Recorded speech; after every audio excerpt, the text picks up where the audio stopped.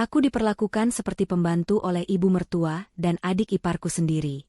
Mereka pikir aku akan jadi pelayan gratis untuk mereka selamanya. Sekarang kejutan tak terduga dariku akan segera datang. Sebelum ceritanya dimulai, silahkan tulis di kolom komentar dari daerah mana saja teman-teman yang menonton cerita ini. Jangan lupa like dan subscribe agar channel ini bisa semakin berkembang dan bisa mempersembahkan cerita yang lebih menarik lagi. Langit di luar masih berwarna nila pekat, diselingi semburat jingga tipis di ufuk timur yang menandakan fajar akan segera tiba. Namun bagi Safira, hari telah dimulai sejak 1 jam yang lalu. Aroma karbol yang tajam menguar dari lantai marmer dingin yang baru saja selesai ia pel. Keringat membasahi pelipisnya, menyatu dengan kelelahan yang seakan sudah menjadi bagian permanen dari dirinya. Di rumah seluas 400 meter persegi ini, tidurnya selalu singkat dan paginya selalu datang lebih awal. Rumah mewah ini seharusnya menjadi istananya, tempat ia membangun keluarga bersama Bagus, suaminya. Kenyataannya, ini adalah wilayah kekuasaan mutlak ibu mertuanya, Ibu Tatik, dan Safira hanyalah salah satu pelayan tak bergajinya. Setelah selesai dengan lantai, ia bergegas ke dapur. Tangannya yang cekatan mulai menyiapkan sarapan. 3 menu berbeda, karena 3 penghuni rumah selain dirinya memiliki selera yang tak pernah bisa disatukan. Untuk Ibu Tatik, harus ada bubur sumsum hangat tanpa gula merah yang terlalu manis, karena beliau takut gula darahnya naik, meski semalam baru saja menghabiskan setengah kotak kue lapis legit. Untuk Dinda, adik iparnya yang masih kuliah, harus ada roti panggang dengan olesan alpukat dan telur setengah matang di atasnya, persis seperti yang sedang tren di media sosial. Sementara untuk Bagus, suaminya, nasi goreng kampung dengan telur mata sapi adalah menu wajib. Safira sendiri, ia akan memakan apa saja yang tersisa, jika memang ada yang tersisa. Suara langkah kaki malas terdengar dari tangga. Dinda muncul dengan piyama satin dan wajah cemberut. Tanpa mengucapkan selamat pagi, ia langsung menuju meja makan, menarik kursi dengan kasar. Matanya melirik arah dapur, tempat Safira sedang menata nasi goreng di atas piring. "Mbak Safira, rotiku jangan sampai gosong ya. Dan telurnya, kuningnya harus meleleh, bukan yang keras kayak kemarin," katanya dengan nada memerintah. Kemarin, kuning telurnya sedikit terlalu matang dan Dinda mengomel sepanjang pagi seolah itu adalah sebuah bencana besar. "Iya, Dinda.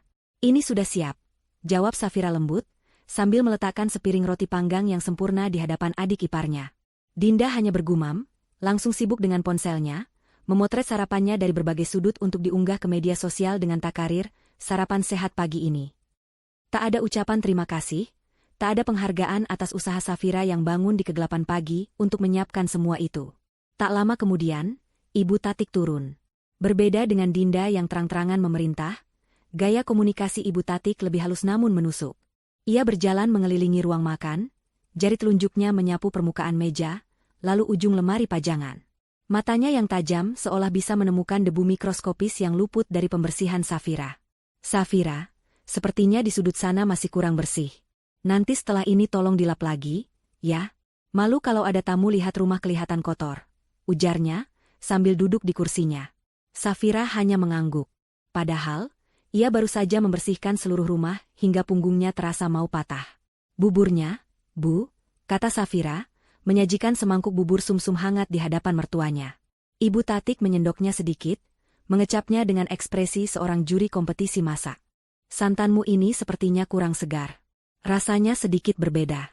Lain kali beli kelapanya di tempat langgananku saja," komentarnya. Safira menahan napas. Santan itu ia peras sendiri dari kelapa segar yang ia beli di pasar subuh tadi. Rasanya tidak mungkin tidak segar. Tapi membantah Ibu Tatik hanya akan memicu perdebatan panjang yang akan berakhir dengan Safira yang disalahkan. Jadi, ia hanya berkata, "Baik, Bu. Besok Safira beli di sana." Ketika Bagus akhirnya turun, suasana sedikit lebih hangat. Ia selalu menyapa Safira dengan senyum dan ucapan terima kasih saat sarapannya dihidangkan. "Wah, nasi gorengnya kelihatan enak sekali. Terima kasih ya, sayang," katanya sambil mengusap punggung Safira. Momen singkat inilah yang menjadi penguat bagi Safira untuk bertahan. Namun, kehangatan itu seringkali cepat padam. Begitu Ibu Tatik atau Dinda mulai mengeluh tentang sesuatu, Bagus lebih sering diam atau berkata, "Sudah, sabar saja ya," kepada Safira. Ia anak yang baik, suami yang baik, tapi ia bukan pelindung yang tangguh. Ia terlalu takut menyakiti hati ibu dan adiknya, tanpa sadar bahwa sikapnya itu justru perlahan menghancurkan hati istrinya. Setelah sarapan, Piring-piring kotor ditinggalkan begitu saja di atas meja. Membersihkannya sudah tentu menjadi tugas Safira. Begitulah ritme hari-harinya berjalan. Memasak, membersihkan, mencuci, melayani. Ia teringat masa-masa sebelum menikah, saat ia masih bekerja sebagai seorang desainer grafis lepas yang cukup sukses.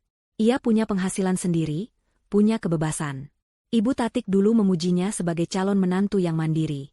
Tapi setelah menikah dan tinggal di rumah ini, ia diminta untuk berhenti bekerja dengan alasan agar bisa fokus mengurus rumah tangga.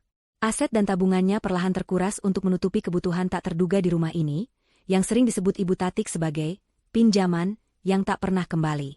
Sore itu, saat Safira sedang menyetrika tumpukan pakaian yang menggunung, Ibu Tatik dan Dinda duduk santai di ruang keluarga sambil menonton televisi. Tiba-tiba, Ibu Tatik memanggilnya dengan suara yang dibuat terdengar manis, nada yang biasanya menjadi pertanda akan datangnya sebuah tugas besar. Safira, sini sebentar, nak. Safira mematikan setrika dan berjalan menghampiri mereka. Ia berdiri dengan sedikit menunduk, menunggu perintah. Begini, lusa kan Dinda ulang tahun yang ke-20. Ibu Tatik memulai, sambil tersenyum lebar. Dinda di sebelahnya tampak bersemangat. Nah, teman-teman kuliah Dinda mau datang ke sini untuk merayakannya. Kasihan kan kalau dirayakan di luar, mahal. Lebih baik di rumah, lebih hangat suasananya. Safira merasakan firasat buruk mulai merayap di hatinya. Ada berapa orang tamunya, Bu? Tanyanya pelan. Ibu Tatik menjawab dengan enteng, seolah itu adalah hal yang paling sepele di dunia. Tidak banyak, kok. Hanya teman-teman dekatnya saja. Ada 30 orang. 30 orang. Angka itu berdengung di telinga Safira. Menyiapkan makanan dan minuman untuk 30 orang sendirian, dalam waktu kurang dari 2 hari. Itu bukan pesta, itu adalah pekerjaan catering skala kecil. Seakan bisa membaca keraguan di wajah Safira, Ibu Tatik melanjutkan, kamu masak yang enak ya, nak. Bikin rendang, ayam bakar, sate, sama beberapa kue. Jangan sampai bikin malu keluarga kita di depan teman-teman Dinda. Nanti kamu yang beres-beres dan cuci piring juga ya. Anggap saja ini hadiah ulang tahunmu untuk adikmu sendiri. Permintaan itu begitu tidak masuk akal, begitu eksploitatif. Tidak ada tawaran bantuan, tidak ada pertanyaan apakah Safira sanggup atau tidak. Itu adalah sebuah titah, sebuah perintah mutlak dari sang ratu rumah tangga kepada pelayannya. Seluruh energi dalam tubuh Safira seakan tersedot habis. Kelelahan fisik dan batin yang ia tumpuk selama bertahun-tahun mencapai puncaknya. Ia menatap wajah Ibu Tatik yang penuh harap cemas akan hidangan pesta yang meriah. Ia menatap Dinda yang tersenyum manja, sudah membayangkan betapa hebatnya pesta ulang tahunnya nanti. Ia menatap sekeliling rumah mewah yang terasa seperti sangkar emas yang membelenggunya. Sesuatu di dalam dirinya patah. Bukan patah. Sesuatu yang lama tertidur kini telah bangkit. Sesuatu yang dingin, keras, dan penuh perhitungan. Bertahun-tahun ia menelan kekecewaan, memendam amarah, dan memaksakan senyum. Tapi hari ini, semua itu telah berakhir. Beban terakhir ini bukanlah beban yang menghancurkannya, melainkan beban yang akhirnya membebaskannya. Safira mengangkat wajahnya. Ia menatap lurus ke mata ibu mertuanya. Kemudian, bibirnya perlahan membentuk sebuah senyuman. Bukan senyuman pasrah atau sedih. Senyuman itu tipis, nyaris tak terlihat, namun menyimpan ketenangan yang aneh. Itu adalah senyuman seseorang yang baru saja membuat sebuah keputusan final yang tak akan bisa diganggu-gugat. Senyuman yang menyimpan sebuah rahasia besar yang akan segera terungkap. Baik, Bu, katanya dengan suara yang terdengar sangat tenang. Semua akan Safira siapkan.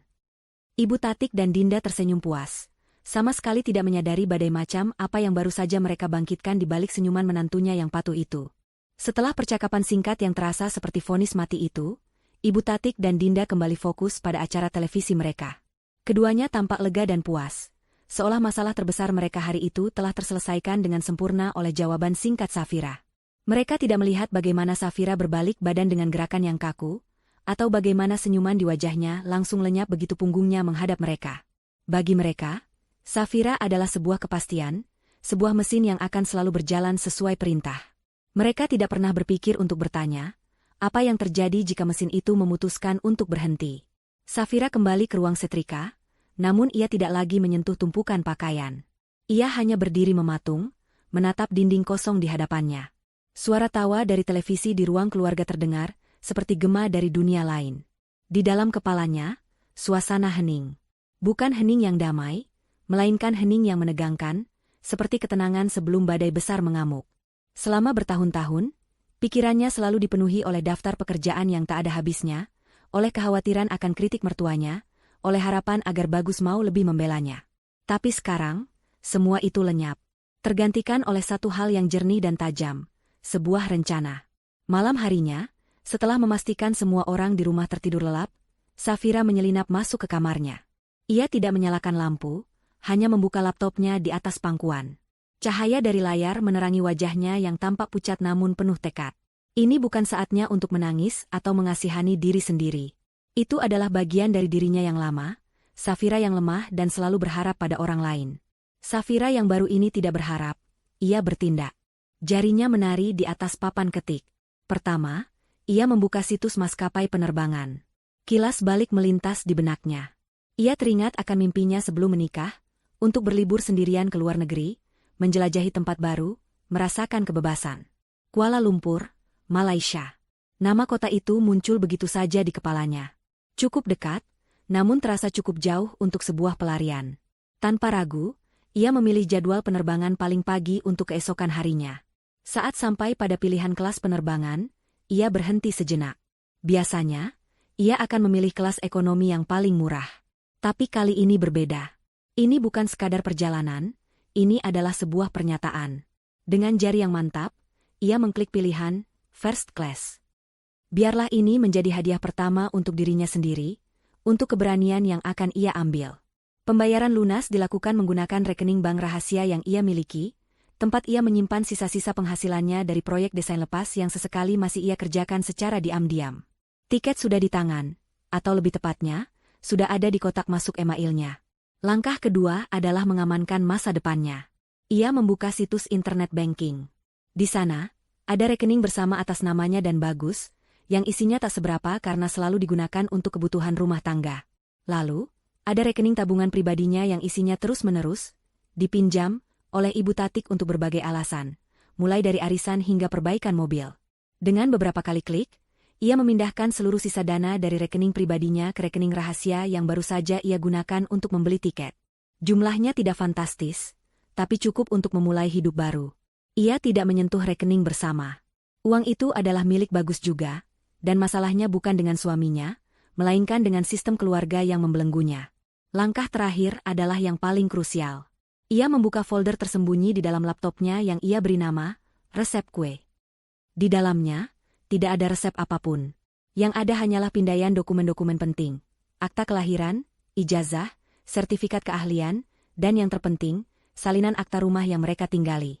Ia teringat jelas, beberapa tahun lalu, saat cicilan rumah sempat macet parah karena bisnis almarhum ayah Bagus goyah, ia menggunakan sebagian besar tabungan warisan dari orang tuanya untuk membantu melunasinya. Namanya memang tidak tercantum di sertifikat utama, namun ia memiliki perjanjian di bawah tangan yang ditandatangani oleh Bagus dan almarhum mertuanya, sebagai bukti kontribusinya. Dokumen asli perjanjian itu ia simpan di tempat yang aman. Dengan tangan yang sedikit gemetar, ia mengetik sebuah email kepada seorang pengacara yang merupakan teman lamanya. Isinya singkat dan jelas, menginstruksikan temannya untuk memulai beberapa proses legal berdasarkan dokumen yang ia lampirkan. Ia tahu ini adalah langkah yang berisiko, langkah yang akan mengubah segalanya secara permanen. Tapi ketakutan itu kalah besar dibandingkan dengan keinginannya untuk bebas. Setelah semua selesai, ia mematikan laptopnya. Kamar kembali gelap gulita. Safira berbaring di tempat tidur, menatap langit-langit. Untuk pertama kalinya, ia tidak merasakan kecemasan akan hari esok. Tidak ada lagi daftar pekerjaan yang menghantuinya. Ia hanya merasakan kelegaan yang luar biasa, seolah beban seberat gunung baru saja terangkat dari pundaknya. Ia tahu bahwa mulai besok, ia tidak akan pernah lagi menjadi Safira yang sama. Ia tidak akan lagi menjadi menantu yang patuh, istri yang hanya bisa bersabar, atau pelayan yang tak terlihat. Mulai besok, ia akan menjadi nahkoda bagi kapalnya sendiri, mengarungi badai yang ia ciptakan sendiri, menuju sebuah pulau harapan yang ia bangun dari puing-puing kesabarannya. Ia memejamkan mata, dan untuk pertama kalinya setelah sekian lama, ia tertidur dengan senyuman tulus di wajahnya. Senyuman kemenangan. Pukul 4 pagi. Alarm di ponsel Safira tidak berbunyi, hanya bergetar lembut di bawah bantalnya. Getaran itu adalah sinyal rahasia, sebuah panggilan untuk memulai revolusi sunyinya. Ia mematikannya sebelum getaran kedua sempat dimulai. Di sebelahnya, Bagus tertidur lelap, napasnya teratur dan dalam. Suaminya tidak tahu bahwa pagi ini, saat ia masih terbuai mimpi, separuh dari dunianya akan pergi meninggalkannya. Ada sedikit rasa bersalah menusuk hati Safira, namun rasa itu segera tergantikan oleh bayangan wajah Ibu Tatik dan Dinda yang tersenyum puas kemarin sore. Rasa bersalah itu lenyap, menguap seperti embun pagi. Dengan gerakan yang telah ia latih dalam benaknya ratusan kali, ia turun dari tempat tidur tanpa menimbulkan suara sedikitpun. Lantai kayu yang dingin menyentuh telapak kakinya, mengirimkan getaran energi ke seluruh tubuhnya. Kegelapan subuh yang biasanya menjadi musuhnya, kini adalah sekutu terbaiknya. Ia tidak menyalakan lampu, hanya mengandalkan cahaya tipis dari lampu jalan yang menyusup melalui celah gorden. Ia membuka lemari pakaiannya, sebuah ruang sempit yang kontras dengan lemari besar milik Bagus. Tangannya bergerak cepat dan pasti. Ia tidak mengambil banyak barang. Ia melewati gaun-gaun mahal yang dibelikan Ibu Tatik, gaun-gaun yang selalu terasa seperti kostum saat ia pakai di acara keluarga, di mana ia harus tersenyum dan berperan sebagai menantu yang sempurna. Ia juga meninggalkan blus-blus rumahan yang warnanya sudah memudar, seragam hariannya sebagai pekerja domestik tak diakui. Yang ia masukkan ke dalam koper adalah pakaian-pakaian yang menjadi jati dirinya. Beberapa celana jeans favoritnya, kaos-kaos katun yang nyaman, sebuah blazer yang selalu membuatnya merasa percaya diri, dan sebuah buku novel yang halamannya sudah sedikit menguning karena terlalu sering ia baca. Pakaian-pakaian itu adalah sisa-sisa dari Safira yang dulu, Safira yang bebas. Selanjutnya, ia mengambil tas ranselnya. Benda pertama yang masuk adalah laptopnya, senjatanya, portalnya menuju kemerdekaan. Lalu ia mengeluarkan sebuah kotak besi kecil dari dasar laci. Di dalamnya, tersimpan rapi semua dokumen berharga miliknya. Ijazah sarjana desain komunikasi visual miliknya yang terlipat rapi, berbagai sertifikat penghargaan dari kompetisi desain yang pernah ia menangkan, paspor, buku tabungan rahasianya, dan yang terpenting, sebuah map coklat berisi dokumen asli perjanjian pinjaman dana untuk rumah ini. Harta karunnya, bukti dari kontribusi dan pengorbanannya yang tidak pernah dianggap. Semua masuk ke dalam ransel. Ransel itu terasa berat, bukan hanya karena isinya, tapi karena ia membawa seluruh masa lalu dan masa depannya di punggungnya. Tepat saat ia hendak menutup resleting kopernya, sebuah gerakan di atas ranjang membuatnya membeku. Jantungnya serasa berhenti berdetak. Bagus menggeliat, lalu perlahan membuka matanya. Dalam cahaya remang-remang, mata mereka bertemu. Kepanikan sesaat menjalari Safira. Apakah semuanya akan gagal di detik-detik terakhir? Sayang. Suara Bagus serak khas orang baru bangun tidur. Matanya menyipit, mencoba fokus melihat Safira yang berdiri di samping koper. Mau kemana pagi-pagi begini? Tanyanya, nadanya lebih bingung daripada curiga. Mungkin ia mengira Safira akan pergi ke pasar lebih awal dari biasanya untuk persiapan pesta Dinda. Ironis. Pesta itulah yang menjadi pemicu semua ini. Safira menarik napas dalam-dalam, menenangkan detak jantungnya yang menggila. Ia berjalan mendekati ranjang, duduk di tepinya. Ia meraih tangan suaminya, tangan yang dulu selalu ia genggam saat merasa takut. "Aku perlu liburan sebentar, Mas," bisiknya, suaranya ia usahakan terdengar setenang mungkin. "Aku capek sekali. Perlu waktu untuk sendiri, untuk menenangkan pikiran." Bagus mengernyitkan dahi. "Liburan? Sekarang? Tapi kan lusa ulang tahun Dinda. Kamu tahu sendiri Ibu." "Aku tahu," potong Safira lembut, tapi tegas. "Aku cuma sebentar, kok. Aku sudah tidak kuat. Mas, kumohon mengerti." Ada kejujuran dalam kalimat itu, meski ia menyembunyikan sebagian besar kebenarannya. Ia memang sudah tidak kuat. Melihat lingkaran hitam di bawah mata Safira dan mendengar nada putus asa dalam suaranya, Bagus akhirnya mengalah. Ia selalu tahu istrinya kelelahan, tapi ia tidak pernah tahu separah apa. Ia mengira semua akan baik-baik saja selama ia memberi sedikit perhatian dan ucapan terima kasih. Ia tidak sadar bahwa yang dibutuhkan Safira bukanlah ucapan, melainkan pembelaan. "Ya sudah kalau memang itu maumu," katanya sambil menghela napas. "Mau aku antar ke stasiun atau bandara?" "Tidak usah, Mas. Aku sudah pesan taksi. Kamu tidur lagi saja, nanti kesiangan ke kantor," tolak Safira halus. Ia menunduk dan mencium punggung tangan suaminya, seperti yang biasa ia lakukan. Namun kali ini, ciuman itu terasa berbeda. Itu adalah ciuman perpisahan, sebuah salam hormat terakhir untuk pria yang ia cintai namun tak mampu melindunginya. Setelah Bagus kembali memejamkan mata, Safira bangkit. Ia menyeret kopernya keluar kamar dengan sangat perlahan. Setiap langkahnya di lorong yang gelap terasa begitu berat. Ia melewati kamar Dinda, dari dalam terdengar dengkuran halus. Ia melewati kamar Ibu Tatik, pintu yang selalu tertutup rapat seolah menyembunyikan tahta sang ratu. Ia berhenti sejenak di ruang keluarga, menatap sofa tempat ia diperintah kemarin. Tak ada rasa sedih atau nostalgia. Yang ada hanyalah kelegaan. Langkah terakhirnya adalah dapur. Ruangan ini adalah pusat penderitaannya. Saksi bisu dari keringat dan air matanya. Pagi ini, dapur itu tampak berbeda. Bersih, rapi, namun dingin dan kosong. Kemarin sore, ia sengaja tidak berbelanja bahan makanan. Kulkas 2 pintu yang biasanya penuh sesak dengan sayuran, daging, dan bahan-bahan kue, kini melompong. Hanya ada beberapa botol air mineral di dalamnya. Pemandangan itu memberinya kepuasan yang aneh. Ia mengambil secari kertas memo kuning dan sebuah pulpen dari laci. Dengan tulisan tangan yang rapi dan mantap, ia menulis 2 kata, "Selamat bersenang-senang." Ia menempelkan kertas itu tepat di tengah pintu kulkas, di posisi yang tidak mungkin terlewatkan. Pesan singkat itu adalah bom waktu yang ia tinggalkan. Setelah itu, ia tidak menoleh lagi. Ia membuka pintu depan, melangkah keluar ke udara pagi yang sejuk, dan menutup pintu itu di belakangnya. Bunyi, klik, pelan dari kunci pintu yang menutup menjadi musik terindah yang pernah ia dengar. Itu adalah suara dari sebuah sangkar yang akhirnya terbuka. Sebuah taksi online sudah menunggunya di ujung jalan.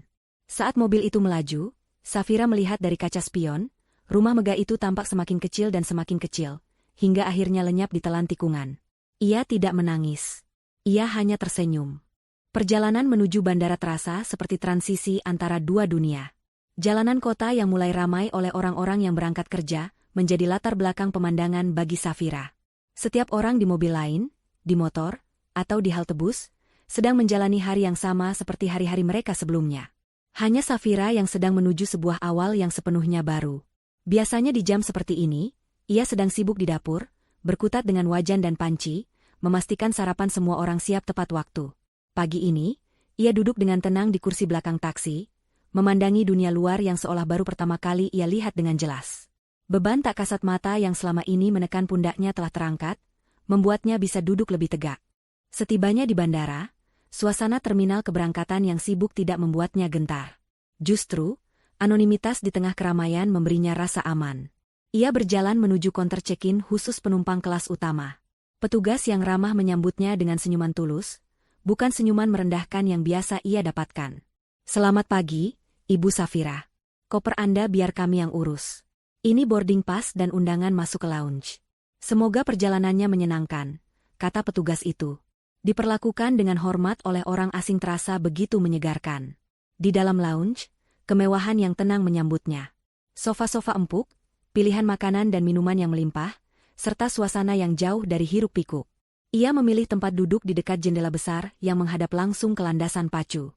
Ia mengambil segelas jus jeruk dan beberapa potong kue, lalu duduk termenung. Ini adalah kemewahan yang ia bayar dengan uangnya sendiri, dengan hasil kerja kerasnya sendiri.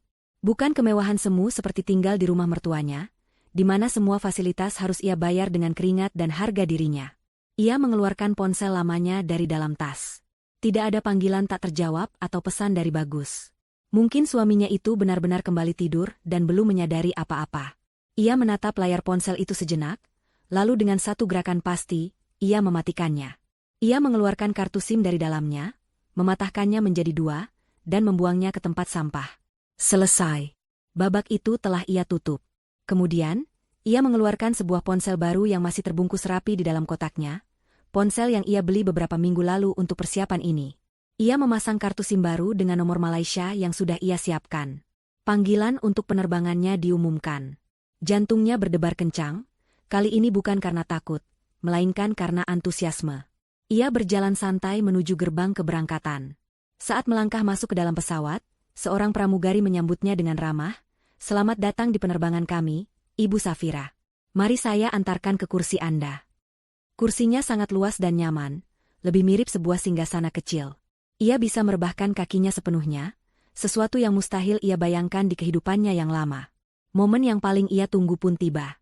Pesawat mulai bergerak perlahan, lalu semakin cepat, dan dengan satu dorongan kuat, roda-roda itu terangkat dari landasan. Safira menempelkan wajahnya ke jendela, menyaksikan bumi yang perlahan menjauh. Rumah-rumah menjadi kota-kota kecil, jalanan menjadi garis-garis tipis, dan akhirnya semua tertutup oleh lapisan awan putih yang tebal. Ia merasa seperti sedang melepaskan diri dari gravitasi bumi, dan juga gravitasi masalah yang selama ini menariknya ke bawah. Di atas awan, di bawah langit biru yang tak bertepi, ia akhirnya bisa bernapas. Benar-benar bernapas, dalam, dan lega. Air mata yang selama ini ia tahan akhirnya mengalir juga, namun ini bukan air mata kesedihan. Ini adalah air mata kelegaan, air mata pembebasan. Selama penerbangan, ia dilayani seperti seorang ratu. Makanan lezat dihidangkan di atas piring porselen, minuman ditawarkan tanpa henti, dan ia bisa menonton film atau mendengarkan musik tanpa ada yang mengganggunya. Ia memilih untuk hanya memejamkan mata dan menikmati perasaan damai yang langka ini. Ia tertidur, tidur paling nyenyak yang pernah ia rasakan selama bertahun-tahun. Ketika ia terbangun, pesawat sudah bersiap untuk mendarat di Kuala Lumpur. Pemandangan kota metropolitan dengan menara kembar Petronas yang ikonik menyambutnya dari jendela. Rencananya berhasil. Ia sudah berada di negara lain, di awal yang baru. Setelah melewati imigrasi dengan lancar, ia memesan taksi premium menuju hotel bintang 5 yang sudah ia pesan.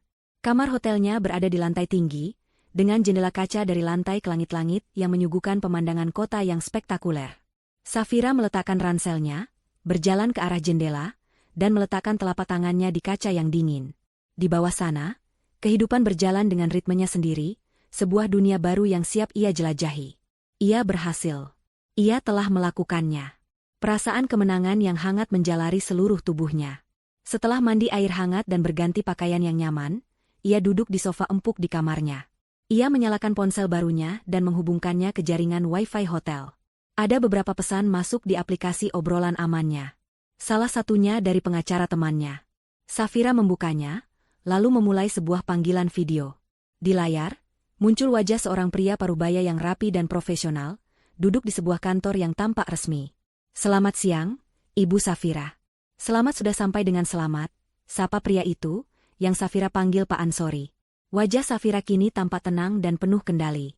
Tidak ada lagi jejak-jejak menantu tertekan yang terlihat kemarin. "Siang, Pak Ansori. Terima kasih. Saya hanya ingin memastikan sekali lagi.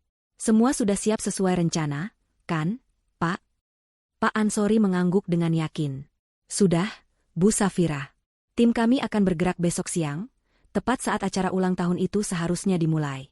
Dokumen awal sudah kami siapkan. Kejutan pertama untuk mereka akan segera tiba." Safira tersenyum tipis, senyuman yang sama persis seperti yang ia tunjukkan pada Ibu Tatik.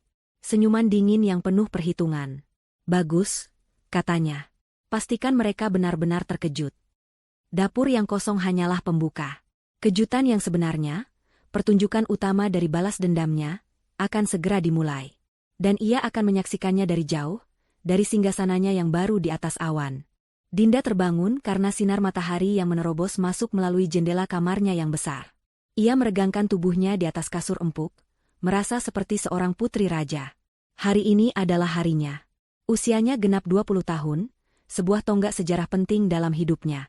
Ia meraih ponselnya yang tergeletak di meja nakas. Layarnya sudah penuh dengan notifikasi ucapan selamat ulang tahun dari teman-temannya.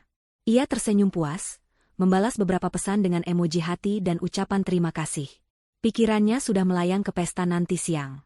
Ia membayangkan rumahnya akan ramai, penuh dengan musik, tawa, dan tentu saja, makanan lezat buatan Mbak Safira. Ia sudah berkoar-koar kepada teman-temannya bahwa akan ada pesta besar di rumahnya, dengan hidangan yang tidak akan mereka lupakan. Reputasinya sebagai anak populer dengan keluarga yang, wah, akan semakin kokoh. Dengan langkah ringan, ia turun ke lantai bawah, mengharapkan aroma wangi masakan menyambutnya. Mungkin aroma rendang yang sedang dimasak perlahan, atau harumnya bumbu sate yang sedang disiapkan.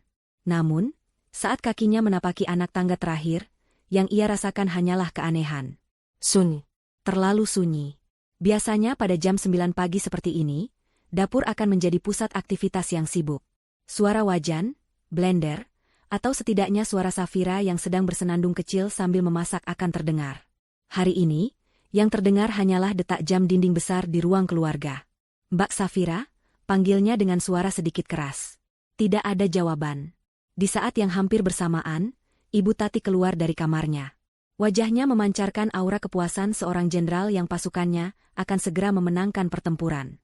Pertempuran dalam kasus ini adalah pertempuran gengsi sosial, dan pesta ulang tahun Dinda adalah medannya. Ia sudah membayangkan akan mengunggah foto-foto pesta itu ke grup arisannya, membuat teman-temannya iri. Namun, sama seperti Dinda, ia langsung merasakan kejanggalan di atmosfer rumahnya. Safira ini kemana? Jam segini kok rumah masih sepi begini? Dasar pemalas, pasti belum mulai masak apa-apa. Gerutu Ibu Tatik, lebih kepada dirinya sendiri. Iritasi mulai menjalari nadanya. Ia berjalan cepat menuju dapur, siap untuk melontarkan omelan paginya. Namun, omelan itu tertahan di tenggorokannya. Pemandangan yang menyambutnya di dapur membuatnya terdiam. Dapur itu bersih. Terlalu bersih. Lantainya berkilauan, meja dapurnya kosong melompong tanpa ada satupun bahan makanan di atasnya. Kompornya dingin dan mengkilap. Tidak ada panci, tidak ada wajan, tidak ada talenan. Seolah-olah dapur itu tidak pernah digunakan untuk memasak. Ini apa-apaan? Desis Ibu Tatik, matanya bergerak liar mencari penjelasan. Dinda, yang menyusul di belakangnya, terkesiap. Wajahnya yang ceria langsung berubah pucat. Bu, kok nggak ada apa-apa? Makanannya mana? Teman-temanku sebentar lagi datang. Rengek Dinda, suaranya mulai bergetar karena panik. Amarah mulai mendidih di dalam diri Ibu Tatik, menggantikan kebingungannya. Anak itu, pasti dia sengaja. Dia pikir ini lucu. Ia bergegas menuju kamar Safira, menggedor pintunya dengan kasar. Safira, buka pintunya. Jangan pura-pura tidur kamu. Karena tidak ada jawaban, ia membuka pintu itu dengan paksa. Kamar itu rapi, tempat tidurnya sudah dibereskan dengan sempurna. Namun, ada yang aneh. Lemari pakaian tampak sedikit lebih kosong dari biasanya. Beberapa gantungan baju terlihat kosong. Di atas meja rias, tempat Safira biasa meletakkan perlengkapan sederhananya, kini bersih total. Ibu Tatik merasakan firasat yang sangat buruk. Ini bukan lagi sebuah sabotase kecil. Ini adalah sebuah pembangkangan. Dengan tangan gemetar karena marah, ia mengambil ponselnya dan menelepon Safira. Panggilan pertama, kedua, ketiga, semua langsung dijawab oleh suara operator. Nomor yang Anda tuju sedang tidak aktif atau berada di luar jangkauan. Tidak aktif, pekik Ibu Tatik. Berani-beraninya dia mematikan ponselnya. Ia kemudian menelepon putranya, Bagus, di kantor. Panggilan itu langsung diangkat. Halo, Bu? Bagus. Istrimu itu kemana? Sembur Ibu Tatik tanpa basa-basi. Dia tidak ada di rumah. Dapur kosong, dia tidak menyiapkan apa-apa untuk ulang tahun adikmu. Kamu tahu kan hari ini teman-teman Dinda mau datang? Di seberang telepon, Bagus terdengar bingung. Loh? Bukannya Safira sudah pamit? Bu? Tadi pagi sekali dia bilang mau liburan sebentar, katanya capek. Aku kira ibu sudah tahu. Penjelasan Bagus itu bagaikan bensin yang disiramkan ke dalam api. Liburan? Kamu bilang dia liburan? Dan kamu mengizinkannya begitu saja? Kamu ini suami macam apa, Bagus? Kamu tidak lihat ini hari apa? Dia sengaja mempermalukan keluarga kita. Ibu Tatik berteriak histeris. Ia tidak peduli jika argumennya tidak logis. Baginya, Safira tidak punya hak untuk lelah, apalagi berlibur, terutama saat tenaganya dibutuhkan. Sementara Ibu Tatik melampiaskan amarahnya pada Bagus di telepon, Dinda yang panik membuka kulkas, berharap menemukan sesuatu, apa saja. Dan di sanalah ia menemukannya. Tertempel di pintu kulkas yang dingin dan kosong, sebuah kertas memo berwarna kuning cerah. Dengan tangan gemetar, ia membacanya. Selamat bersenang-senang. Dua kata itu, yang seharusnya terdengar ramah, kini terasa seperti ejekan paling tajam yang pernah ia terima.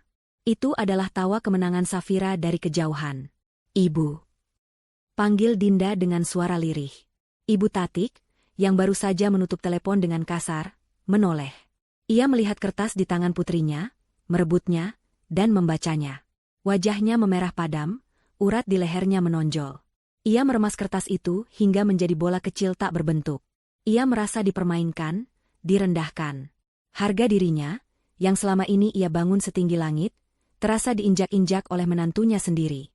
Tepat saat amarahnya mencapai puncak, ponsel Dinda berdering nyaring, memecah keheningan yang mencekam. Di layar, tertera nama sahabatnya.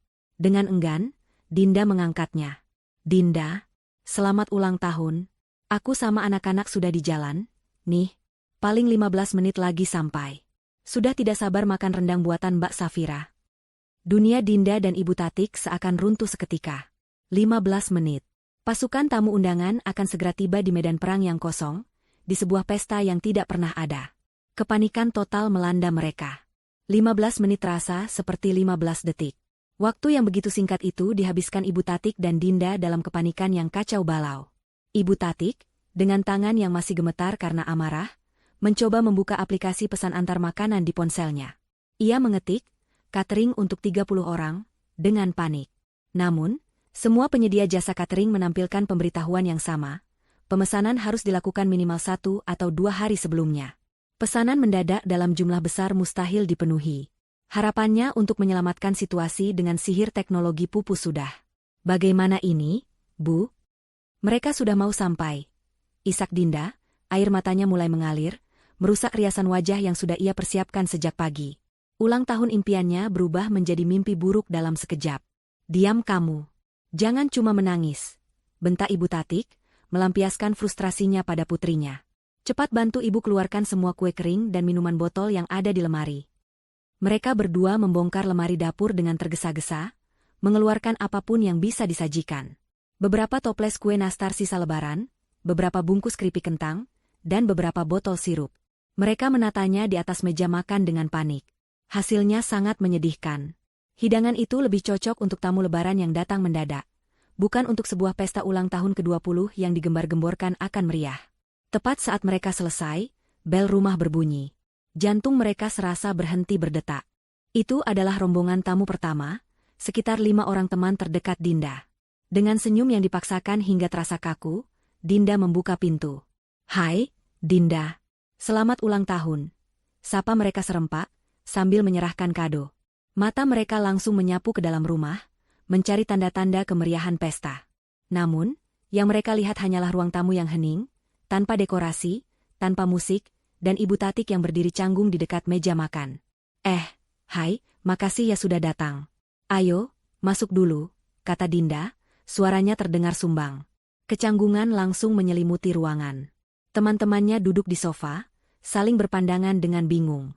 Ibu Tatik segera maju, mencoba mengambil alih panggung sandiwara yang sudah diambang kehancuran ini.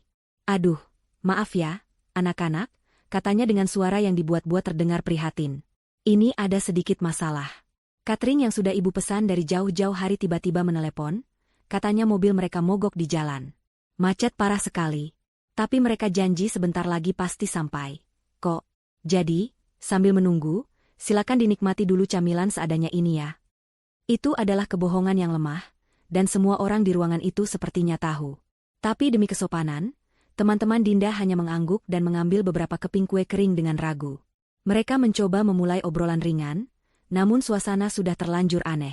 Tidak ada musik, tidak ada suasana pesta, hanya ada ketegangan yang bisa dirasakan dengan jelas. Gelombang tamu berikutnya mulai berdatangan. Setiap kali bel berbunyi, Ibu Tatik dan Dinda harus mengulang sandiwara yang sama. Ruang tamu dan ruang keluarga kini penuh dengan 30 anak muda yang duduk dalam kelompok-kelompok kecil, berbisik-bisik sambil sesekali melirik ke arah Dinda dan ibunya yang tampak seperti orang linglung. Katanya pestanya bakal seru banget. "Kok begini ya?" bisik seorang gadis kepada temannya. "Iya, aneh banget. Makanannya juga cuma kue lebaran." "Ibunya Dinda kenapa sih? Kelihatan stres gitu?" jawab yang lain. "Kasihan juga sih Dinda. Malu banget pasti dia." Bisikan-bisikan itu, meski pelan, terdengar seperti guntur di telinga Dinda. Ia ingin sekali lari ke kamarnya dan menangis sejadi-jadinya. Pesta ini seharusnya menjadi ajang pamer kesuksesan keluarganya, tapi malah menjadi panggung terbesar penghinaan publik baginya. Wajahnya terasa panas karena malu. Setiap senyuman dan ucapan selamat ulang tahun dari teman-temannya terasa seperti ejekan. Ibu Tatik terus-menerus mondar-mandir sambil menatap ponselnya, berpura-pura sedang menghubungi pihak catering fiktifnya. Setiap gerakannya hanya menambah ketegangan di dalam ruangan. Ia, yang biasanya menjadi pusat perhatian karena pesonanya sebagai nyonya rumah yang hebat, kini menjadi pusat perhatian karena kepanikannya yang kentara. Ia kehilangan kendali, dan itu adalah hal yang paling ia takuti di dunia. Status sosialnya yang ia jaga dengan susah payah terasa sedang hancur berkeping-keping di depan mata puluhan saksi. 1 jam berlalu. Tidak ada catering yang datang. Camilan seadanya sudah hampir habis. Para tamu mulai gelisah dan bosan. Beberapa dari mereka sudah mulai pamit dengan berbagai alasan. Pesta itu gagal total. Di tengah suasana yang suram dan memalukan itu, bel rumah berbunyi lagi. Ibu Tatik terlonjak. Sebuah harapan kecil muncul di hatinya. Mungkin ini keajaiban. Mungkin ini adalah pesanan makanan cepat saji dalam jumlah besar yang akhirnya berhasil ia pesan 15 menit yang lalu. Dengan secercah harapan terakhir, ia bergegas menuju pintu, membukanya dengan sedikit lebih bersemangat. Namun, di ambang pintu tidak berdiri seorang kurir makanan. Di sana berdiri 3 orang asing. 2 orang pria dan seorang wanita, semuanya mengenakan setelan bisnis yang rapi dan formal. Mereka membawa map kulit tebal dan wajah mereka menunjukkan ekspresi yang serius dan tanpa basa-basi. Mereka sama sekali tidak terlihat seperti orang yang akan mengantarkan makanan pesta. Pria yang berdiri paling depan menatap Ibu Tatik dengan tatapan tajam namun sopan. Ia lalu melirik ke dalam rumah yang penuh dengan anak muda yang kebingungan, sebelum kembali memfokuskan pandangannya pada Ibu Tatik. "Permisi, selamat siang," kata pria itu dengan suara yang tenang namun berwibawa, cukup keras untuk didengar oleh beberapa tamu yang duduk di dekat pintu. "Kami mencari Ibu Tatik. Apa benar ini kediaman beliau?" Harapan terakhir di hati Ibu Tatik padam seketika, digantikan oleh firasat buruk yang jauh lebih pekat dari sebelumnya. Orang-orang ini bukan datang untuk menyelamatkan pestanya. Mereka datang untuk memulai sebuah masalah yang baru. Kehadiran 3 orang berpenampilan formal itu seketika mengubah atmosfer di dalam rumah. Bisik-bisik para tamu yang tadinya pelan kini berhenti total. Semua mata tertuju pada ambang pintu, tempat Ibu Tatik berdiri mematung. Firasat buruk yang tadinya hanya sebatas perasaan kini, mulai mengambil wujud yang nyata dan mengancam. Ia, yang seumur hidupnya selalu berusaha tampil sempurna dan terhormat, kini merasa seperti sedang ditelanjangi di hadapan puluhan pasang mata anak muda yang ingin tahu. "Saya Ibu Tatik," jawabnya, suaranya sedikit bergetar, meski ia berusaha keras untuk terdengar tenang dan berwibawa. "Ada perlu apa ya, Pak, Bu? Maaf, saat ini kami sedang ada acara keluarga." Ia sengaja menekankan kata, acara keluarga, sebuah isyarat halus agar mereka mengerti bahwa ini bukan waktu yang tepat untuk kunjungan bisnis apapun. Ia berharap mereka akan mengerti dan pergi. Namun, pria di depan, yang kemudian memperkenalkan diri sebagai Pak Herman dari sebuah kantor notaris, sama sekali tidak terpengaruh. Wajahnya tetap tenang dan profesional. "Justru karena sedang ada acara dan semua berkumpul, kedatangan kami menjadi lebih efisien," katanya dengan nada datar. "Kami tidak akan lama. Kami hanya perlu menyampaikan beberapa dokumen penting kepada Ibu." Ibu Tatik mencoba taktik lain. Ia tertawa kecil, tawa yang terdengar sumbang dan dipaksakan. "Pasti ada kesalahan. Mungkin Bapak salah alamat. Kami tidak sedang berurusan dengan notaris manapun." Ia mencoba menutup pintu perlahan, sebuah usaha putus asa untuk mengusir kenyataan pahit yang sudah berdiri di ambang pintunya. Tetapi Pak Herman menahan pintu itu dengan tangannya. "Tidak ada kesalahan, Bu," ujarnya dengan nada yang lebih tegas. "Ini mengenai properti di alamat ini, yang terdaftar atas nama almarhum Bapak Adijaya dan Ibu Tatik." Menyebut nama almarhum suaminya membuat pertahanan Ibu Tatik goyah. Para tamu yang duduk di ruang tamu kini bisa mendengar percakapan itu dengan jelas. Mereka mulai saling berpandangan, menyadari bahwa mereka sedang menyaksikan sebuah drama yang jauh lebih menarik daripada pesta ulang tahun yang membosankan. Melihat bahwa ia tidak bisa mengusir mereka, Ibu Tatik dengan terpaksa mempersilakan mereka masuk. "Baik, silakan. Kita bicara di ruang kerja saya saja," usulnya, berharap bisa membawa masalah ini menjauh dari panggung utama. "Tidak perlu, Bu. Di sini saja, agar lebih cepat," tolak Pak Herman dengan halus namun tak terbantahkan. Ia dan timnya melangkah masuk, berdiri di tengah ruang keluarga, menjadi pusat perhatian yang baru. Dinda, yang sejak tadi hanya bisa menonton dengan ngeri, mendekati ibunya, mencari perlindungan yang tak akan ia dapatkan. Pak Herman membuka map kulitnya, mengeluarkan selembar dokumen dengan kop surat resmi. Di hadapan 30 tamu undangan Dinda yang kini menjadi penonton, ia mulai berbicara dengan suara yang jelas dan mantap, seolah sedang membacakan sebuah pengumuman di rapat dewan direksi. "Sesuai surat kuasa yang kami terima dari pihak bank," ia memulai, "kami di sini untuk menyampaikan secara resmi surat peringatan ketiga sekaligus pemberitahuan sita aset atas properti ini." Kata "sita" menggema di ruangan yang hening itu. Ibu Tatik terhuyung seolah baru saja menerima pukulan fisik. "Sita? Apa maksud Anda? Itu tidak mungkin. Kami tidak punya masalah apa-apa dengan bank," serunya, suaranya melengking karena panik dan amarah. Ia sedang melakukan penyangkalan total.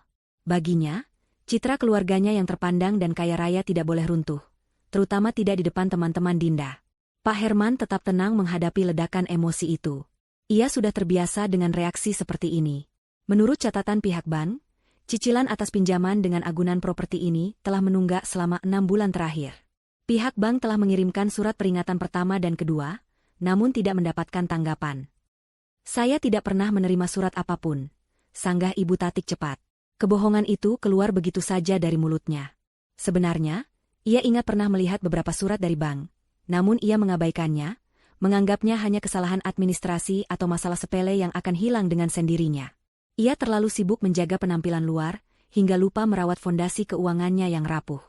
Mungkin saja, Bu, balas Pak Herman diplomatis. Namun, kami memiliki bukti pengiriman surat-surat tersebut. Dan hari ini, tugas kami adalah memastikan surat pemberitahuan Sita ini sampai langsung ke tangan Ibu. Ia menyodorkan dokumen itu ke arah Ibu Tatik. Seluruh ruangan seakan menahan napas. Para tamu undangan kini tidak lagi berbisik. Mereka menatap pemandangan itu dengan mata terbelalak. Pesta ulang tahun Dinda telah berubah menjadi sebuah tontonan kejatuhan sebuah keluarga. Mereka menjadi saksi terbongkarnya rahasia paling memalukan dari keluarga yang selama ini Dinda banggakan. Dinda sendiri hanya bisa berdiri kaku, wajahnya pucat pasi. Ia ingin menghilang, ingin bumi menelannya saat itu juga. Ini 100 kali lebih buruk daripada tidak adanya makanan pesta. Ini adalah kehancuran total. Ibu Tatik menolak menerima surat itu. Tangannya terkepal di sisi tubuhnya. Ini pasti akal-akalan seseorang. Ini fitnah. Saya akan menuntut kantor Anda. Ancamnya, mencoba menggunakan gertakan sebagai senjata terakhirnya. Namun, tim notaris itu sudah siap. Rekan Pak Herman maju dan membuka map lain, menunjukkan salinan perjanjian kredit dan riwayat pembayaran yang tercetak rapi. Angka-angka di kertas itu tidak bisa berbohong. Terlihat jelas aliran pembayaran cicilan yang tadinya lancar, tiba-tiba berhenti total 6 bulan yang lalu. Semua data ini valid, Bu. Rumah ini, beserta seluruh isinya, akan disita sementara oleh bank sebagai jaminan. Proses lelang akan segera dijadwalkan. Jelas Pak Herman, suaranya tidak menyisakan ruang untuk perdebatan. Saat itulah, ketika Ibu Tatik berada di titik terendahnya, dipermalukan di depan umum dan diambang kehilangan segalanya, Pak Herman menambahkan satu kalimat lagi. Kalimat yang terdengar seperti secercah harapan, namun sesungguhnya adalah awal dari babak baru mimpi buruknya. Namun, kata Pak Herman, membuat semua orang kembali fokus padanya. Ada perkembangan terbaru pagi ini. Pihak bank baru saja memberitahu kami bahwa seluruh tunggakan utang beserta bunganya telah dilunasi oleh pihak ketiga. Ruangan itu kembali riuh oleh bisik-bisik. Dilunasi? Siapa? Ibu Tatik mengerutkan keningnya, bingung. Apakah ada kerabat jauh yang diam-diam menolongnya? Apakah ini sebuah keajaiban? Secercah harapan palsu mulai tumbuh di hatinya yang hancur. Mungkin ia bisa memutarbalikkan keadaan ini. Mungkin ia bisa mengatakan kepada para tamu bahwa ini semua hanya kesalahpahaman besar yang sudah diselesaikan. Nah, kan? Saya bilang juga apa? Ini hanya salah paham. Seru Ibu Tatik dengan cepat, mencoba merebut kembali kendali atas narasi ceritanya. Sudah. Tidak ada masalah apa-apa. Tetapi Pak Herman menggelengkan kepalanya. Maaf, Bu. Masalah Ibu dengan bank memang sudah selesai. Tapi sekarang, Ibu memiliki masalah baru. Karena dengan lunasnya utang tersebut, kepemilikan agunan, yaitu properti ini, secara hukum telah beralih ke pihak yang melunasi utang tersebut. Tugas kami hari ini sebenarnya adalah untuk mendampingi perwakilan dari pemilik baru rumah ini. Wajah Ibu Tatik yang tadinya mulai sedikit cerah, kini kembali pucat seperti mayat. Pemilik baru? Kata-kata itu terasa seperti belati yang menusuk langsung ke jantung kebanggaannya. Rumahnya, istananya, kini bukan lagi miliknya.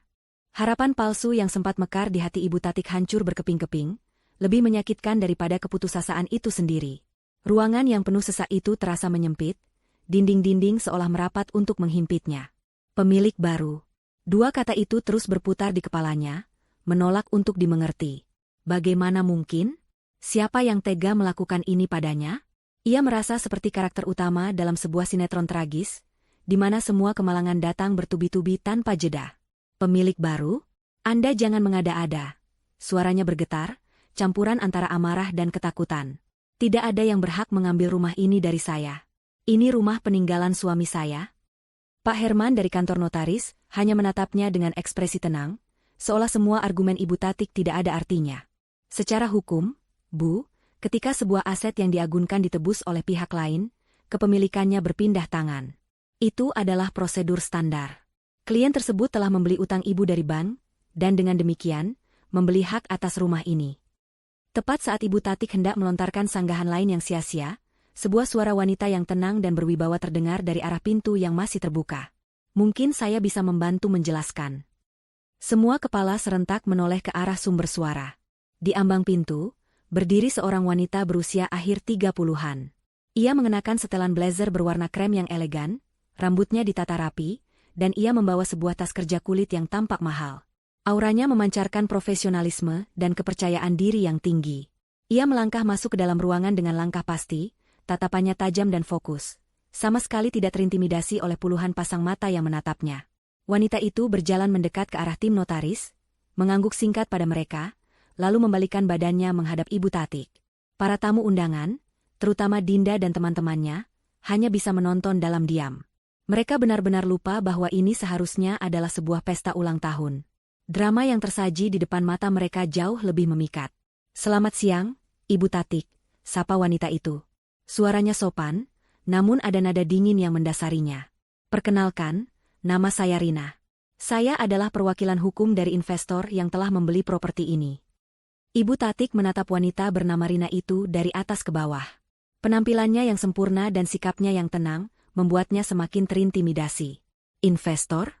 Investor mana? Saya tidak kenal." Rina tersenyum tipis, senyuman yang tidak mencapai matanya. "Tentu saja ibu tidak kenal. Klien kami lebih suka untuk tidak menonjolkan diri. Namun, beliau sangat tertarik dengan properti ini. Ini jebakan.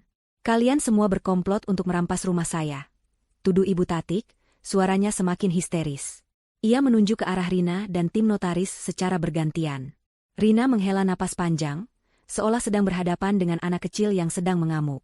"Ibu Tatik, mohon tenangkan diri Anda. Tidak ada yang dirampas. Yang terjadi adalah sebuah transaksi bisnis yang sah secara hukum. Anda gagal memenuhi kewajiban Anda kepada bank. Klien kami melihat sebuah peluang investasi dan mengambilnya. Sesederhana itu." "Tapi, siapa? Siapa orangnya?" tanya Dinda dengan suara lirih, akhirnya memberanikan diri untuk berbicara. Pertanyaan itu adalah pertanyaan yang ada di benak semua orang di ruangan itu. Rina menoleh ke arah Dinda, tatapannya sedikit melunak, namun tetap profesional. "Klien kami adalah seseorang yang sebenarnya sangat mengenal keluarga ini. Seseorang yang tahu persis kondisi keuangan rumah ini yang sesungguhnya, di balik semua penampilan luar yang tampak mewah." Pernyataan itu membuat bulu kuduk Ibu Tatik meremang. Seseorang yang tahu? Siapa? Apakah salah satu teman arisannya yang selama ini iri padanya? Atau kerabat jauh yang menyimpan dendam? Pikirannya berpacu, mencoba menebak siapa musuh dalam selimut yang telah menghancurkannya. Kemudian, Rina menjatuhkan bom yang sesungguhnya. Kejutan yang sebenarnya, yang membuat kekosongan dapur dan kedatangan notaris terasa seperti masalah sepele. "Klien kami," lanjut Rina, suaranya terdengar sangat jelas di ruangan yang sunyi senyap itu, "adalah orang yang selama bertahun-tahun diam-diam membantu menutupi tunggakan-tunggakan kecil di rumah ini. Orang yang menggunakan tabungan pribadinya agar gaya hidup Anda sekeluarga tidak terganggu. Namun, kesabarannya ternyata ada batasnya." Ibu Tatik dan Dinda saling berpandangan. Wajah mereka dipenuhi kebingungan total. Siapa orang sebaik itu? Dan mengapa orang itu sekarang berbalik menyerang mereka? Rina membiarkan ketegangan menggantung sejenak, menikmati efek dramatis dari kata-katanya. Ia lalu melirik ke arah pintu sekali lagi, seolah memberi isyarat. Namun tak ada siapapun di sana. Ia kemudian menatap lurus ke mata Ibu Tatik, tatapan yang menusuk dan tanpa ampun. "Perkenalkan, Bu Tatik. Pemilik baru dari rumah ini, klien yang saya wakili, adalah menantu Anda sendiri, Ibu Safira." Waktu seakan berhenti. Jika ada suara jarum jatuh ke lantai marmer saat itu, pasti akan terdengar seperti ledakan. Nama, Safira, bergema di kepala Ibu Tatik dan Dinda. Safira? Menantunya yang pendiam? Pelayannya yang patuh? Bagaimana mungkin? Dari mana ia mendapatkan uang sebanyak itu? Ini tidak masuk akal. Ini adalah sebuah lelucon yang sangat tidak lucu. Tawa kering dan serak keluar dari mulut Ibu Tatik. "Safira? Hahaha. Anda pasti bercanda. Anak itu, dia bahkan tidak punya uang untuk membeli baju baru. Jangan mengarang cerita." "Saya tidak mengarang, Bu," balas Rina dengan tenang. Ia memberikan sebuah isyarat kepada asistennya, yang kemudian menyerahkan sebuah tablet. Rina memutar layar tablet itu ke arah Ibu Tatik. Di layar, sedang berlangsung sebuah panggilan video. Dan di sana, dengan latar belakang pemandangan kota Kuala Lumpur yang gemerlap dari jendela sebuah kamar hotel mewah, tampak wajah Safira.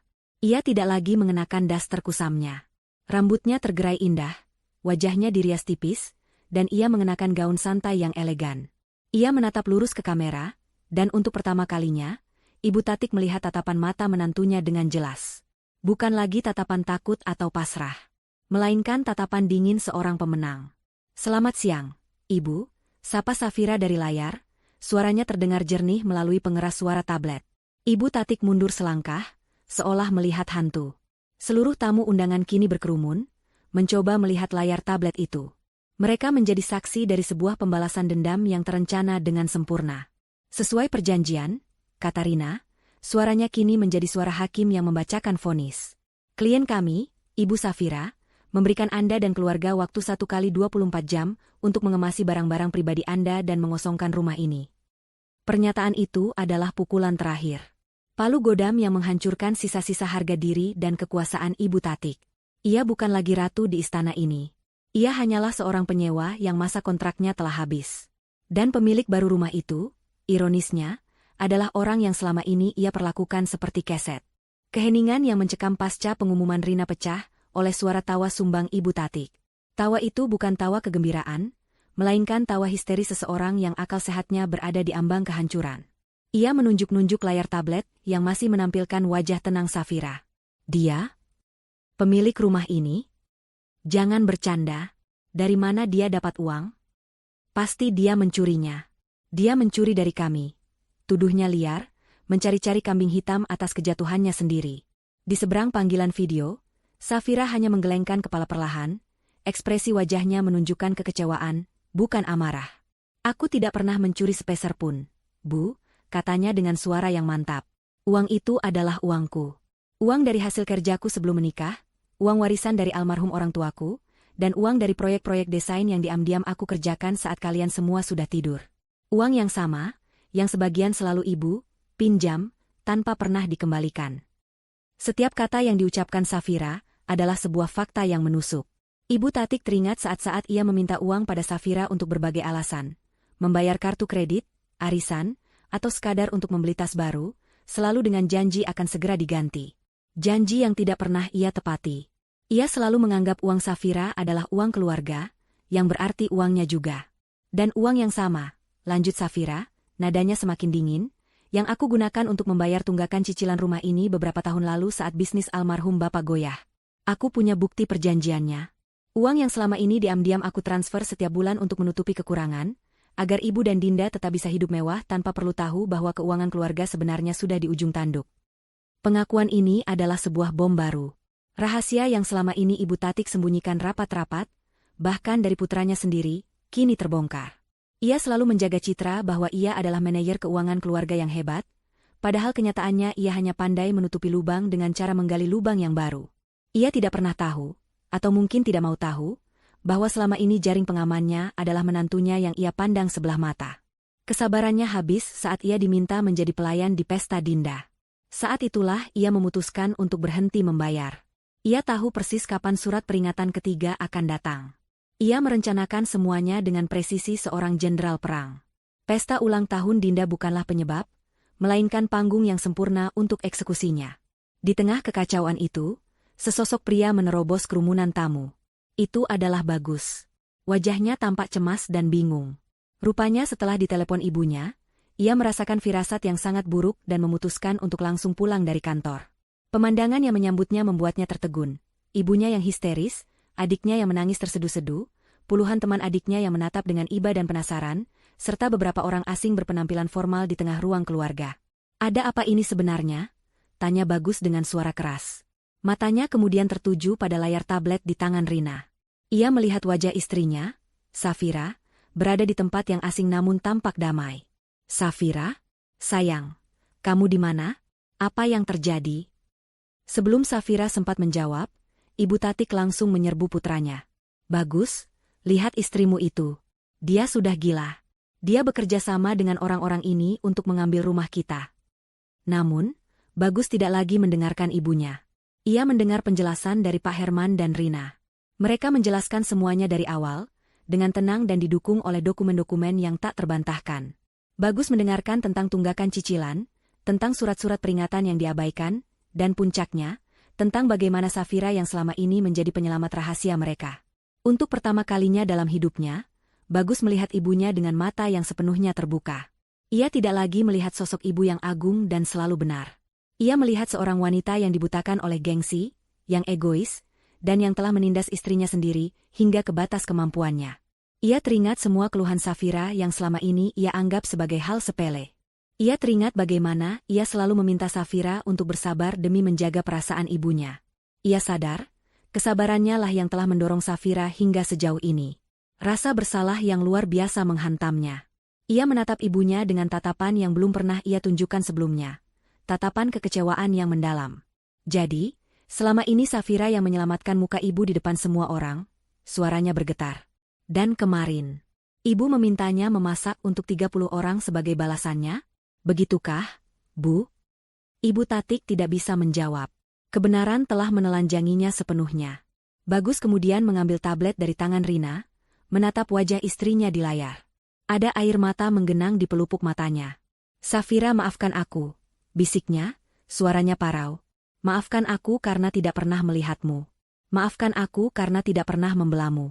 Aku akan menyusulmu. Dimanapun kamu berada, aku akan datang. Panggilan video itu terputus. Bagus tidak menunggu jawaban. Ia sudah membuat keputusannya. Ia berbalik, menatap ibu dan adiknya yang kini tampak begitu kecil dan rapuh di tengah runtuhan keangkuhan mereka.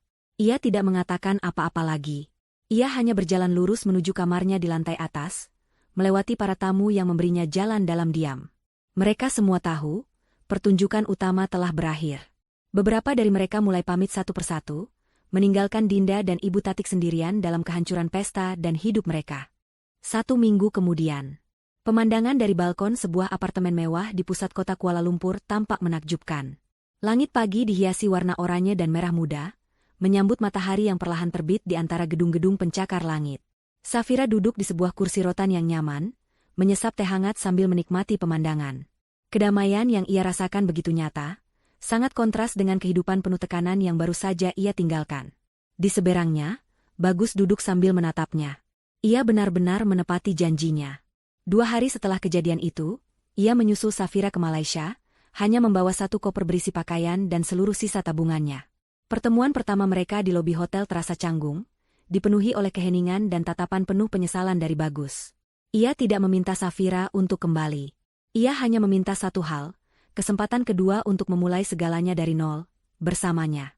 Mereka sudah pindah, kata Bagus pelan, memecah keheningan pagi itu. Ia baru saja selesai menelepon adiknya. Ibu dan Dinda sekarang tinggal di rumah kontrakan peninggalan nenek di pinggir kota. Kata Dinda, ibu jadi lebih banyak diam sekarang. Safira hanya mengangguk, tidak menunjukkan ekspresi apapun. Ia tidak merasakan kebencian, tapi juga tidak merasakan simpati. Yang ia rasakan hanyalah kelegaan karena semua itu sudah berakhir. Karma telah menjalankan tugasnya dengan sempurna. Ibu Tatik dan Dinda kehilangan segalanya. Rumah, kemewahan, dan yang paling berharga bagi mereka, status sosial. Pesta ulang tahun Dinda yang gagal menjadi buah bibir di kampusnya, membuatnya menjadi bahan cemoohan. Mereka harus belajar hidup dari awal, tanpa ada Safira yang bisa dijadikan pelayan atau jaring pengaman. Aku sudah menjual rumah itu, kata Safira, mengubah topik pembicaraan. Rina menelepon kemarin. Ternyata lokasinya sangat strategis. Ada pengembang yang langsung membelinya dengan harga jauh di atas harga aku menebusnya. Ia tersenyum tipis. Ternyata, langkah balas dendamnya juga merupakan sebuah investasi yang sangat menguntungkan. Ponsel Safira yang tergeletak di meja bergetar. Sebuah pesan masuk dari Rina. Safira membacanya, lalu tertawa kecil. Rina bertanya, dana hasil penjualan rumah mau diinvestasikan kemana lagi? Bagus menatap istrinya, wanita yang kini terlihat begitu berbeda di matanya. Lebih kuat, lebih percaya diri, dan lebih cantik dari sebelumnya. Ia bukan lagi Safira yang penurut, tapi Nyonya Safira, seorang wanita yang memegang kendali atas takdirnya sendiri. Safira meletakkan cangkir tehnya. Ia menatap matahari terbit yang kini bersinar terang, menyinari wajahnya. Ia lalu menoleh pada Bagus, tatapan matanya penuh dengan harapan dan awal yang baru. Genggamannya pada tangan suaminya mengerat. Bilang pada Rina, kata Safira dengan senyum yang merekah sempurna. Kita beli istana baru kita sendiri. Bukan lagi sebagai pelayan yang terbelenggu di sangkar emas orang lain, tapi sebagai seorang ratu yang membangun istananya sendiri, bata demi bata, bersama raja yang telah belajar bagaimana cara untuk menghargainya. Matahari pagi itu bukan hanya penanda hari yang baru, tetapi juga penanda dimulainya sebuah kehidupan baru yang mereka bangun berdua, di atas puing-puing masa lalu yang telah mereka tinggalkan ribuan kilometer di belakang. 1 tahun kemudian, di salah satu gedung pencakar langit paling prestisius di Kuala Lumpur, cahaya matahari pagi membanjiri sebuah apartemen penthouse melalui dinding kaca yang terbentang dari lantai ke langit-langit. Pemandangan kota yang sibuk terhampar di bawahnya seperti sebuah diorama yang hidup. Namun di dalam apartemen ini, suasananya tenang dan damai. Ini bukan sekadar tempat tinggal, ini adalah sebuah karya seni. Desain interiornya minimalis namun hangat. Perpaduan antara kayu alami, logam, dan warna-warna netral yang menenangkan. Setiap sudutnya dirancang dengan presisi dan cita rasa tinggi. Inilah istana baru itu, yang dirancang dan didekorasi sendiri oleh sang ratu, Safira. Di dapur terbuka yang modern, aroma kopi yang baru diseduh berpadu dengan wangi roti panggang. Safira sedang mengoleskan selai di atas roti, sementara Bagus, dengan celemek yang terlihat sedikit kebesaran di tubuhnya, dengan canggung mencoba membalik telur dadar di atas wajan. Telur itu sedikit robek di bagian pinggirnya, dan ia meringis. Sepertinya bakat memasakku tidak ada kemajuan sama sekali, ya? Keluhnya sambil tertawa kecil. Safira tersenyum, senyum yang tulus dan ringan. Tidak apa-apa, Mas. Yang penting usahanya. Lagi pula, telur robek rasanya tetap sama, kok. Ia mengambil piring dari tangan Bagus dan menata telur itu di samping roti panggang. Setahun yang lalu, pemandangan Bagus berada di dapur adalah sebuah kemustahilan. Kini, itu adalah ritual pagi mereka. Mereka melakukan semuanya bersama, membagi tugas, membangun kembali kehidupan mereka dari fondasi yang paling dasar. Mereka duduk di meja makan yang menghadap langsung ke jendela raksasa. Sambil sarapan, mereka membicarakan rencana hari itu. Bagus, yang kini bekerja sebagai manajer proyek di sebuah perusahaan konstruksi multinasional, sebuah pekerjaan yang ia dapatkan murni karena kemampuannya, bukan karena nama keluarga, bercerita tentang sebuah proyek baru yang menantang. Sementara Safira, ia kini adalah pendiri sekaligus direktur kreatif dari Ruang Cerita, sebuah butik agensi desain grafis yang mulai menanjak namanya di Kuala Lumpur. Kliennya beragam, dari kafe-kafe hipster hingga perusahaan korporat besar. Laptop yang dulu menjadi alat pelariannya, kini menjadi sumber kerajaan bisnisnya. Setelah ini aku ada rapat dengan klien dari Singapura, kata Safira. Mereka tertarik dengan proposal branding yang kita ajukan. Pasti diterima. Karyamu selalu luar biasa, puji Bagus tulus. Tatapannya pada Safira penuh dengan kekaguman. Pria di hadapan Safira ini bukanlah Bagus yang dulu. Setahun ini adalah perjalanan yang berat bagi mereka berdua. Beberapa bulan pertama di Malaysia dihabiskan dengan percakapan-percakapan panjang yang menyakitkan. Mereka bahkan sempat menjalani beberapa sesi konseling pernikahan untuk membongkar luka lama dan membangun pola komunikasi yang baru. Bagus belajar untuk benar-benar mendengar, bukan hanya menunggu giliran berbicara. Ia belajar untuk melihat Safira bukan sebagai perpanjangan dari dirinya atau keluarganya, tetapi sebagai individu yang utuh, dengan mimpi dan batasannya sendiri. Ia menyadari bahwa cinta sejati bukanlah tentang meminta seseorang untuk sabar, melainkan tentang menjadi alasan mengapa orang itu tidak perlu lagi bersabar. Sementara itu, ribuan kilometer jauhnya, di sebuah gang sempit di pinggiran kota yang panas dan padat, matahari pagi terasa berbeda. Sinarnya tidak membanjiri ruangan, melainkan mengintip malu-malu melalui celah ventilasi sebuah rumah kontrakan sederhana. Dindingnya bercat putih yang mulai menguning di beberapa bagian, dan suara bising dari jalanan, klakson motor, teriakan penjual sayur, menjadi musik latar yang tak pernah berhenti. Di dalam rumah itu, Ibu Tatik duduk termenung di sebuah kursi plastik di teras depan yang sempit. Tatapannya kosong, memandang lalu lalang orang di gang. Wanita yang dulu selalu tampil glamor dengan perhiasan dan baju bermerek, kini hanya mengenakan daster kusam. Wajahnya yang dulu selalu terawat, kini tampak lebih tua dari usianya, digurati oleh kepahitan yang mendalam. Kejatuhannya bukan hanya soal materi. Yang paling menyakitkan adalah kehilangan status sosial. Teman-teman arisannya menjauh, kerabat yang dulu sering memujinya kini seolah lupa akan keberadaannya. Ia bukan lagi Ibu Tatik yang terhormat, ia hanyalah seorang janda yang tinggal di kontrakan. Ia masih menyalahkan Safira atas semua nasib buruknya.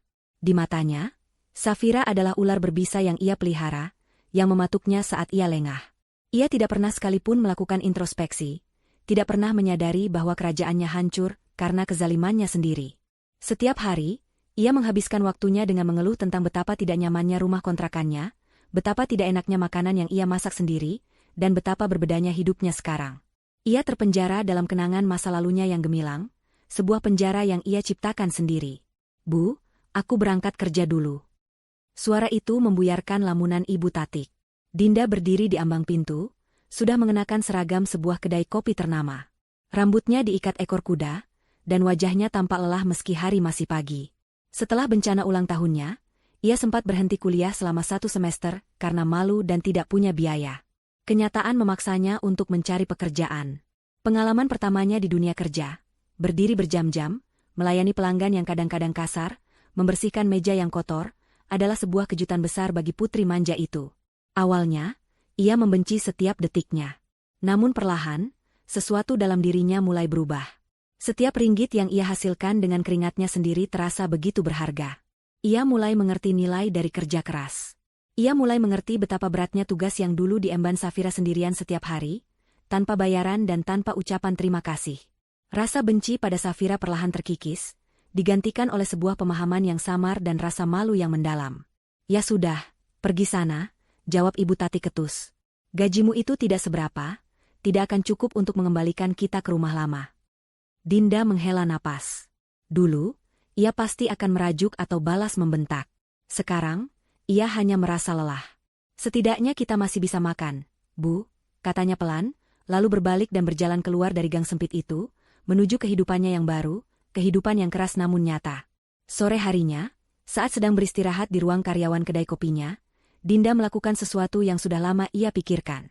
Dengan tangan yang sedikit gemetar, ia menelepon nomor kakaknya, Bagus. Ia hanya ingin mendengar suara yang familiar, sebuah sisa dari keluarga yang pernah ia miliki. Panggilan itu diangkat. "Halo, Dinda?" Suara Bagus terdengar tenang, namun ada jarak yang terasa.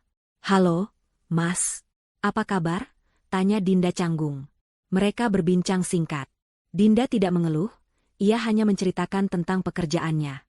Bagus mendengarkan dengan sabar. Sebelum menutup telepon, Dinda memberanikan diri. "Mas, Ibu." Bagus seolah sudah tahu apa yang akan adiknya katakan. "Aku tahu, Din. Aku akan tetap mengirimkan uang bulanan untuk kebutuhan pokok Ibu. Itu kewajibanku sebagai anaknya. Tapi hanya itu. Sampaikan pada Ibu, jangan berharap lebih." "Iya, Mas. Aku mengerti.